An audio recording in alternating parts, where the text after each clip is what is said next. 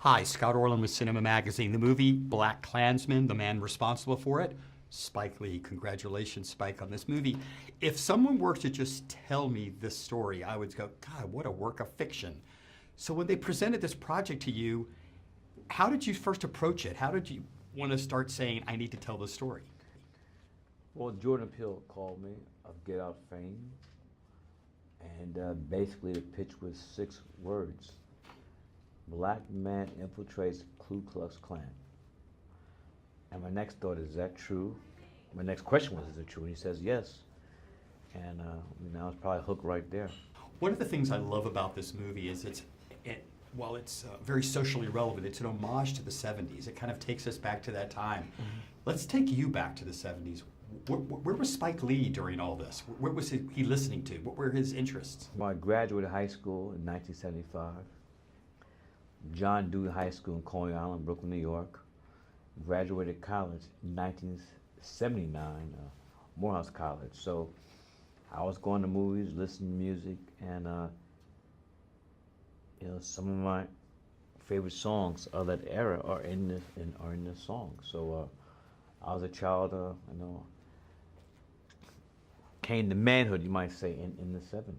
Spike, one of the things that always interests me about your movies is while they're quite entertaining, they're also very socially relevant. And this is for Germany, and maybe they're not as familiar with some of these incidences of the 1970s. I know you probably answered this 1,000 times, but what type of dialogue do you hope that it engages people in to see this movie? Because they, oh, that was 40 years ago.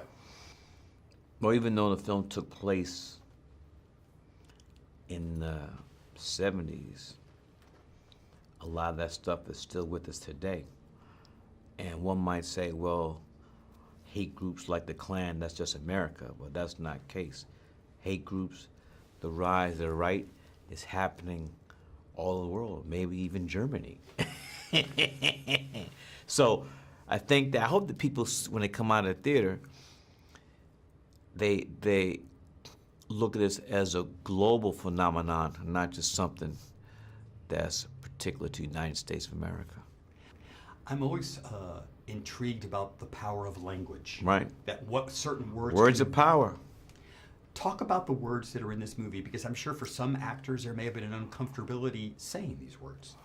Well, there were several white actors, my white brothers, who were kind of feeling kind of funny saying hateful language like that. But it was my job as director to assure them that the audience would not see them, the person, saying that they will understand that they're acting and this is a character they're portraying. Watching the movie, too, there's a great moment when John David's character goes to the rally of Stokely Carmichael. And Kwame Ture. Yes. And while he is there primarily for a work infiltration, he gets inspired by these words that he heard. Taking you back, when did you go someplace and hear somebody talk that inspired you, that kind of enlightened you? Well, I was never ever really blessed enough to hear Dr. King's speech, even though I was old enough. Malcolm X got assassinated in 65,